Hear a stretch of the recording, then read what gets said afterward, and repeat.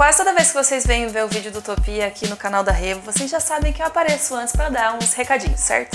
Geralmente eu só venho avisar vocês, dar umas informações importantes, mas hoje temos novidade. Saiu o concurso do Utopia 2020.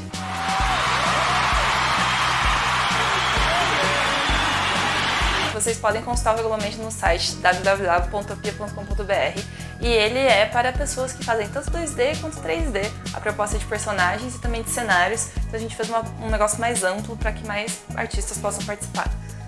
Se inscreva nele porque ele vale um Golden Ticket, sabe? Igual aquele do Willy Wonka.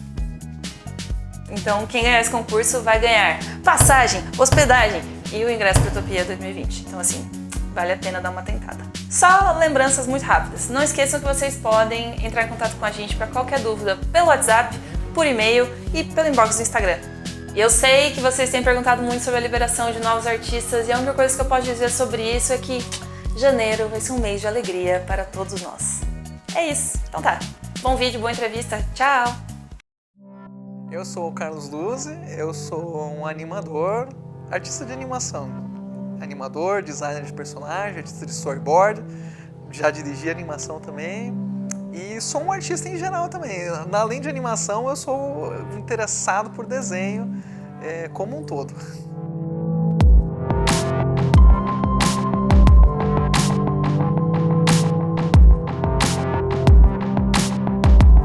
Desde que quando eu era criança bem pequena, foi uma coisa sempre natural para mim ser o interesse por arte, né? Mas eu acho que foi quando eu estava mais ou menos com uns 18 anos que eu resolvi realmente que eu faria isso de uma forma mais profissional, né? Mas quando eu era criança eu sempre estive relacionado com algum tipo de tentativa de narrativa, de contar alguma história, fazer histórias em quadrinhos e desenhar. Isso foi a minha vida inteira. Sempre foi natural para mim isso aí. Então, eu não sei se algum dia eu me descobri como artista, mas houve um dia que eu decidi, que eu falei, bom, acho que eu vou tocar esse negócio como algo profissional e tal, né?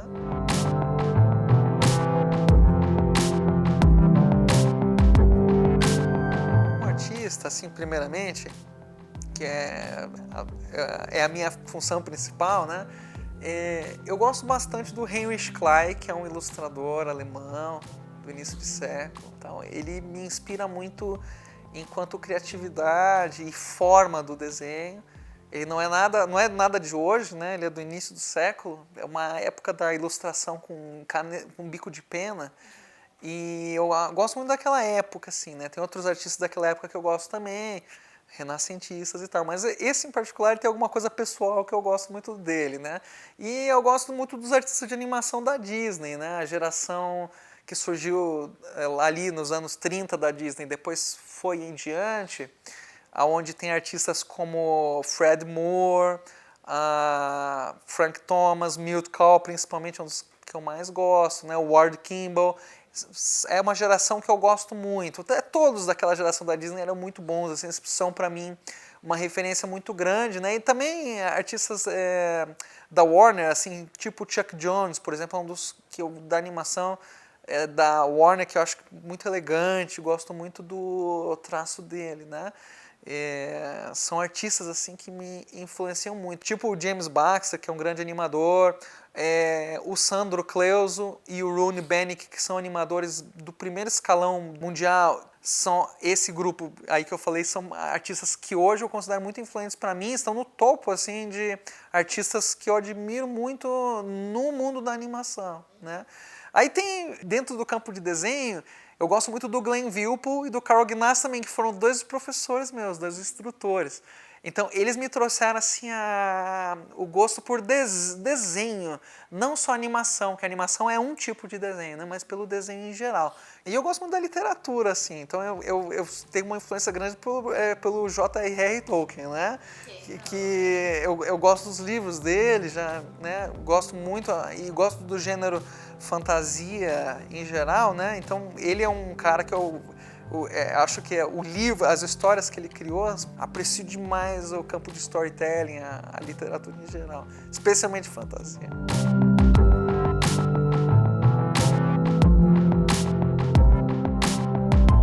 Tem certas coisas na vida que você começa porque você simplesmente gosta daquilo, né? Isso é no começo de qualquer coisa. E tem certos momentos que a vida te impõe e ela te empurra em certas direções, né? Então, às vezes, especialmente quando jovem, você não tem muita certeza. Vou por aqui, vou por ali, que caminho devo tomar? E chega um certo momento, algo na vida acontece que ele te põe numa determinada direção e é por ali que você tem que seguir, né? Então, e aí no início você se motiva simplesmente porque você gosta. Quando eu comecei era porque eu gostava. E também porque eu queria ser bom. Acho que tinha esse certo...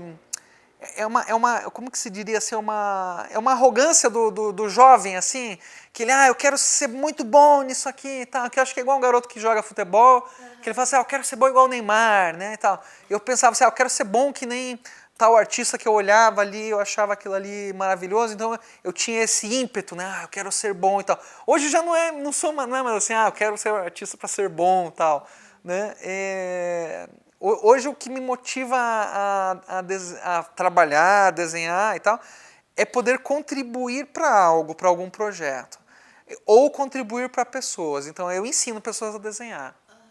Então eu estava falando ontem no almoço com alguém isso, né? É legal que eu vou num evento e encontro um monte de alunos meus hoje. Já faz uns 5, 6 anos que eu ensino, né? E eu vejo que eu fiz uma certa... Eu fui um pouco relevante, assim, no mercado nacional, elevando o nível da galera. Sabe? Então, muita gente que foi meu aluno, que desenha bem, e daí eles ensinam outras pessoas e tal. Então, essa contribuição é algo que me motivou, assim, de poder contribuir para o cenário de arte em geral, né? E contribuir para algum projeto. Então, eu trabalhei muito com publicidade, que era um troço assim, que eu sentia que eu não contribuía com nada. Eu ficava assim, caramba, né? Que coisa... Eu fiz isso aqui, eu trabalhei um tempão e eu vai vender uma caixa de cereal, né? Eu não achava aquilo ali uma grande contribuição. Aí, com os anos de vida, eu fui evoluindo na profissão, daí eu começo a trabalhar numa série de TV, num filme, num troço assim. Então, por exemplo, hoje eu estou trabalhando no filme Klaus, de animação 2D, que está sendo feito no Sérgio Pablo, que vai para o Netflix no Natal. Então, assim, a minha parte é uma parte pequena naquele filme. Eu animo aquilo ali e tenho mais 40 animadores trabalhando e tal, uma equipe grande, é como tocar numa orquestra, você está ali fazendo uma parte. Mas eu acho uma contribuição bem legal, porque é um filme que vai para cinema, um monte de pessoas vão assistir aquilo ali, e daí eu fiz uma contribuição naquilo ali.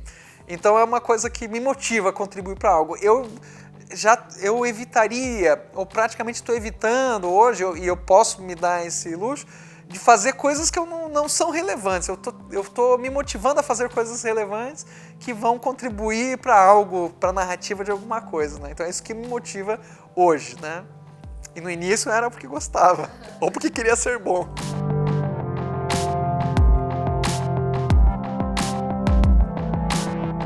Trabalhar com arte é uma profissão que ela é um pouco fora do eixo do que se espera em termos de carreira, né? Então vai ter que lidar com um convencimento aos pais, né? Poxa, eu quero ser artista, mas aonde tal, né? Aonde você vai trabalhar? Então, quando eu comecei, isso era mais drástico do que é hoje. Eu comecei em 2003, né? Nós estamos em 2019, já faz uns bons 16 anos, aí já vai completar. Então, naquela época não tinha, por exemplo, nenhum estúdio de animação em Curitiba, onde eu morava aqui, né? Aí eu teria que ir para São Paulo, então já era uma coisa, um movimento muito maior do que se eu escolhesse uma profissão, um dentista, qualquer coisa que eu poderia ser aqui. Então é claro que os pais, eles sempre vão ficar com o pé atrás com isso aí, né? Naquela época, então, era isso. Mas eu não posso reclamar, porque meus pais, eles me aceitaram, assim, eles me davam suporte assim nisso, né? Mas eu via que existe uma certa pressão em, assim, você tem um tempo de validade para você trabalhar com desenho. Se esse negócio não der certo, você tem que ir achar uma outra profissão logo. Você não pode ficar aí a vida inteira desenhando, aí porque... Então eu sabia que, apesar que havia um apoio, existia uma certa pressão. Até porque eu tenho uma história de vida particular que eu tive um filho cedo, né? Eu tive filho com 17 anos. Então existia uma pressão também, quando eu já estava ali nos meus 20 e poucos, para que eu também sustentasse meu filho, para que eu cuidasse dele. Você ser um artista é tipo quase que nem ser um atleta, um troço parecido. Você precisa ter treino no negócio, né? Então, por exemplo, vai ver se um jogador de futebol lá, que joga num time profissional, ou na seleção brasileira, ele treina pouco, né? Ele não treina só no fim de semana, 2 horas, ele treina muito. Então, o artista ele é um pouco parecido, você tem que ter muito treino. Então, uma dificuldade natural é você se dar conta de que isso, você tem que fazer isso, sem ter ninguém que te empurre, que eu não tinha. Então, o que eu fiz? Eu comecei a ler, eu comecei a pesquisar lá com os 17 anos, 18, e eu comecei a perceber isso. Né? Lendo os livros do meu mestre lá, do Glenn Vilpo, no livro dele eu percebi isso. Que você tinha que ter uma fase de estudo muito intensa, né? E aí aquilo me ajudou a ter essa clareza. E depois executar isso, eu tinha que arrumar esse tempo, convencer as pessoas também, porque nós aqui no evento somos todos artistas, nós sabemos disso, mas a sociedade em geral, à sua volta, as pessoas elas te parabenizam pelo seu talento. Eles falam assim, nossa, parabéns pelo seu talento. Que significa o quê? Que você nasceu dotado de uma coisa mística, né? Além da normalidade, você simplesmente faz aquilo ali. Não que foi algo construído, né? E na verdade ele é construído e você tem que conseguir construir isso. Então arrumar esse tempo para construir essa dedicação, no início foi uma dificuldade. Hoje a dificuldade maior que eu tenho é conciliar diversos trabalhos no meio da carreira. Né? Não necessariamente hoje, mas no meio. E que é porque aconteceu o quê? Você vira um freelancer, você começa a expandir a sua rede de contatos de trabalho. Chega uma certa altura, a tua rede de contatos está gigante e esses trabalhos eles começam a entrar em overlap, eles entram simultaneamente. Eu trabalhei no mercado de animação 2D, eu nunca saí do desenho 2D, eu não fui para animar em CG. Então, a animação 2D ela teve um baque ali bem no início da minha carreira. Então aquilo ali me causou um sofrimento muito grande, porque acabou a animação para cinema, que o meu objetivo era ir para o cinema. E eu não gostava muito de animação 3D. Não gostava disso. Eu gostava de desenhar. E aí o que aconteceu? Eu levei minha carreira inteira por 15 anos com animação 2D, trabalhando com isso. Muitas vezes eu pensei em sair por causa dessa derrocada do 2D, mas eu nunca saí porque sempre continuava tendo algum trabalho.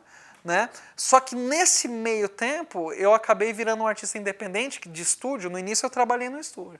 Mas aí acabei virando independente e aí entra isso de ter muitos trabalhos ao mesmo tempo. Quando eu cheguei num ponto que eu achei que isso tinha terminado, esse ano eu voltei por esse sistema porque acontecem certas coincidências da vida. Então hoje eu estou trabalhando em 2 trabalhos que são maravilhosos. Eles são incríveis, que é o Maia e o Klaus, ambos do Netflix. São incríveis, mas eles entraram com uma circunstância, que não convém aqui eu contar toda a história, mas uma certa circunstância que eu acabei caindo nos 2 ao mesmo tempo, sem eu querer ainda. Eu achava que eu ia para um ou para outro, acabei indo para os 2, né? E aí como eu já tinha falado assim, não, eu não quero mais ficar trabalhando em 2, 3 projetos. Eu vou ficar sempre em um. Eu já estou fazendo isso mais ou menos como uma regra. Aí às vezes eu fico em 2, tá? Mas é sempre assim, um mais importante e um outro secundário e tal. Além das aulas que eu dou. Então eu faço muita coisa, né? E aí acabou que entrou esses 2 juntos e os 2 eles são no nível hard. Não dá para eu fazer assim, isso aqui eu vou fazer 2 horinhas por dia, não. Então eu tive que multiplicar as minhas horas. Então quando eu imaginei que eu nunca mais faria isso, a vida me levou numa circunstância que eu acabei tendo que fazer.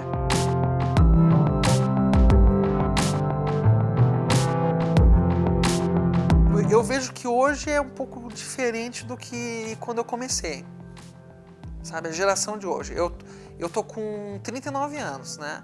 Eu comecei a trabalhar já com 23 ali, então já mais de 15 anos eu trabalho. Então eu tô tipo uns 20 anos na frente da geração de hoje aí. Digamos que quem tá com 19 anos, eu tô 20 anos na frente. Eu vejo hoje que o jovem, bem diferente de quando eu tinha 19 anos,